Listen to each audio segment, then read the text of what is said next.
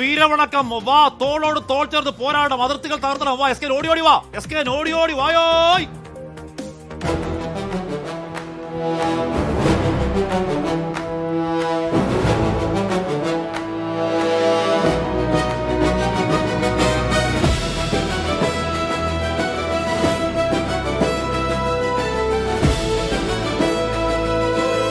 സുപ്രഭാതം. എല്ലാ പ്രിയപ്പെട്ട പ്രേക്ഷകർക്കും സ്വാഗതം. ഇന്ന് വിധി ദിനമാണ്. നിങ്ങൾക്കറിയാം, ഞാൻ ഈ മലയാള ടെലിവിഷനിൽ ഏതാണ്ട് 30 കൊല്ലം കഴിഞ്ഞു. ഇലക്ട്രോണിക് മീഡിയയിൽ 40 കൊല്ലം കഴിഞ്ഞു. 41 വർഷത്തിലേക്ക് കിടക്കുക. ഈ 41 കൊല്ലത്തെ മാധ്യമ ജീവിതത്തിൽ ഞാൻ കുറേ അധികം തെരഞ്ഞെടുപ്പുകൾ കണ്ടിട്ടുണ്ട്. എന്നാൽ ഒരു തെരഞ്ഞെടുപ്പിലും കണ്ടിട്ടില്ലാത്ത വിധം ആവശ്യം, ഉത്കണ്ഠ, ഇതെല്ലാം കൂടുതലാണ് ഈ തെരഞ്ഞെടുപ്പിൽ. അതിന് കാരണമൊക്കെ പ്രിയപ്പെട്ട പ്രേക്ഷകർക്കറിയാം. അതിലേക്കൊന്നും ഞാൻ കിടക്കുന്നില്ല. ഈ തെരഞ്ഞെടുപ്പിൽ പങ്കെടുക്കുന്ന ആളുകൾക്ക് മാത്രമല്ല ടെൻഷനും ഒന്നും, മറ്റുള്ള ആളുകൾ, അതായത് മാധ്യമങ്ങൾ, അതുപോലെ നമ്മുടെ ക്ലയൻറ്റുകൾ, പോലീസുകാർ, എല്ലാവർക്കും ടെൻഷനാണ്. അപ്പോൾ ടെൻഷൻ അറുതിയാകുന്നു. ഈ വിധി ദിനം ആരംഭിക്കുന്നു. പുതിയൊരു അംഗത്തിന് നമ്മൾ കളമൊരുക്കുന്നു. തുടങ്ങുകയാണ് വിധി ദിനത്തിൽ.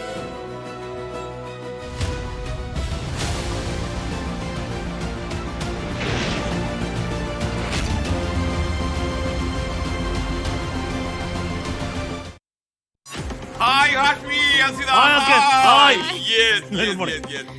എങ്ങനെയാണ് കാര്യങ്ങള്? അടിപൊളി. ഈ തെരഞ്ഞെടുപ്പിൽ നമ്മുടെ സംപ്രേഷണം തുടങ്ങുന്ന സമയത്ത് ബഹുമാനപ്പെട്ട പ്രേക്ഷകർക്ക് ഒരു മത്സരമുണ്ട്. ഈ 2 മണി വരെ ഏകദേശം നീണ്ടുപോകുന്ന ഈ ഇടവേളയില്ലാത്ത ഈ മത്സരത്തിൽ ഹാഷ്മി എത്ര തവണ എസ് കെ എന്ന് വിളിക്കും? 1916. ഈ നമ്പർ കറക്റ്റ് ആണെന്നുണ്ടെങ്കിൽ അതിനൊരു പ്രത്യേക സമ്മാനം ഉണ്ടായിരിക്കും. എന്തായാലും പ്രിയപ്പെട്ട പ്രേക്ഷകർ എവിടെയെങ്കിലും ഒന്ന് നോട്ട് ചെയ്ത് വെച്ചോളൂ.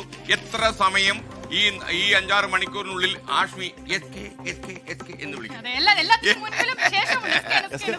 ആഷ്മി എങ്ങനെ ഉറങ്ങുന്ന ആഷ്മി? ഉറക്കത്തിൽ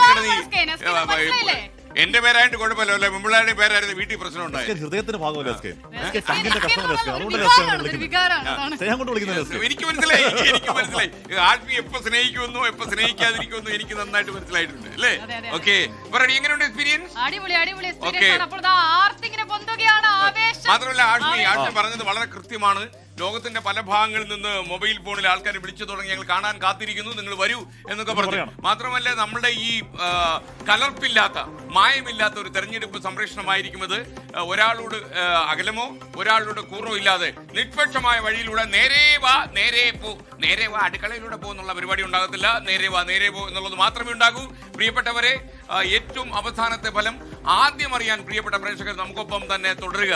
അപ്പൊ ഈ വിധി ദിനത്തിൽ എല്ലാ വർഷവും തെരഞ്ഞെടുപ്പ് കാലത്ത് തെരഞ്ഞെടുപ്പ് ഉണ്ടായാൽ 24-നൊപ്പം തുടർന്ന പ്രേക്ഷകർ ഇത്തവണ നമുക്കൊപ്പം തുടരുക.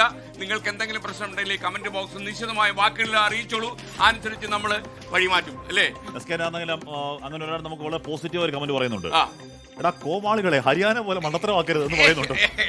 പ്രചോദനപരിതമായ റോയൽ കോമാളീസ് നമ്മൾ അങ്ങനെ ചെയ്യത്തില്ല അല്ലേ?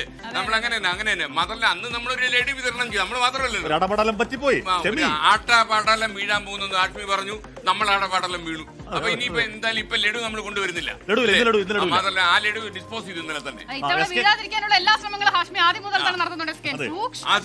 പേഴ്സണൽ എക്സ്പീരിയൻസ്, ആദ്യമായിട്ടാണല്ലോ ഇത്തരം ഒരു തെരഞ്ഞെടുപ്പ് ഗോതയിലേക്ക് ഇറങ്ങുന്നത്. ഉച്ചി തുടങ്ങിയപ്പോ എങ്ങനെയുണ്ട്? അടിപൊളി എക്സ്പീരിയൻസ് ആണ്. ഇങ്ങനെയാണ്, അതാണ് ഞാൻ പറഞ്ഞത്, വലിയ ആവേശം, ആഹാർവാദം, അപ്പൊ ഇതൊരു തലച്ചറന്നുള്ള ഒരു അവതാര പിറവിയാണ്, ഒരു പക്ക കാന്താരി. പക്ഷേ മുള കുടച്ച് നമുക്ക് തേക്കോ എന്നുള്ളതാണ് നമ്മുടെ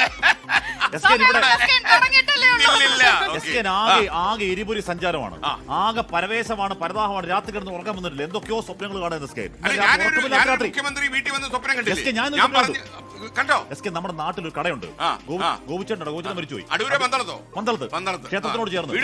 വീട് അവിടെ ക്ഷേത്രത്തിനോട് ചേർന്ന് അവിടെ പിള്ളേർ കോപ്പിക്ക മുട്ട വാങ്ങിക്കാൻ പോകുന്ന ശീലമുണ്ട്. അവിടെ ആ കടയിൽ പോകുമ്പോഴേക്ക് ആ കടയിൽ ആരായിരിക്കുന്നത്? ശോഭന ചേച്ചിക്ക് പോലെ മമതാ ബാനർജി. ഞാൻ ചോദിച്ചു, ദീദി എന്താ ഇവിടെ? അപ്പൊ പുള്ളി അടിക്കുമോനെ അപ്പൊ ദീദി അടിക്കുമോനൊരു കുലുക്കി സർബത്ത് എന്തോട് തരിക? ഞാൻ നമ്മുടെ നാട്ടിലെ കടക്കത് അവിടെ മമതാ ബാനർജി ഇരിക്കുക, ഒരു പിടുത്തോ അങ്ങനെ എന്തൊക്കെയോ സ്വപ്നങ്ങളാണ്. അതിനിടയ്ക്ക് ഏതോ സ്വപ്നം തുടർച്ചയിൽ എസ് കെ മുതൽ മണ്ണ് പറ്റി എന്ന് പറയാം. എന്തോ മണ്ണ് വരുന്നത് പിടുത്തമില്ല, ആർക്ക് മണ്ണ് പറ്റുന്ന ആരും. നമുക്കൊരു വലിയ സന്തോഷം പ്രേക്ഷകരോട് പങ്കുവയ്ക്കാറുണ്ട്. ചിലപ്പോൾ അവരത് ശ്രദ്ധിച്ചിട്ടുണ്ടാവില്ല നമ്മുടെ മലയാളി പ്രേക്ഷകർ. ഇന്ന് നമ്മൾ ഇന്ത്യ ടുഡേ തുറന്നു നോക്കിയ സമയത്ത് ഇന്ത്യ ടുഡേയിൽ പ്രശസ്തനായ പ്രക്ഷേപകൻ രാജീവ് സർദേശായി മുണ്ടെടുത്ത് നിൽക്കുന്നു. അതായത് മലയാള ടെലിവിഷൻ നമ്മൾ ആരംഭിച്ച 2018 മുണ്ടു വിപ്ലവം ഉത്തരേന്ത്യയിലേക്ക് പടരുന്നു. അപ്പോ ഉത്തരേന്ത്യയിലേക്ക് മുണ്ടു വിപ്ലവം പടരുന്നു എന്ന്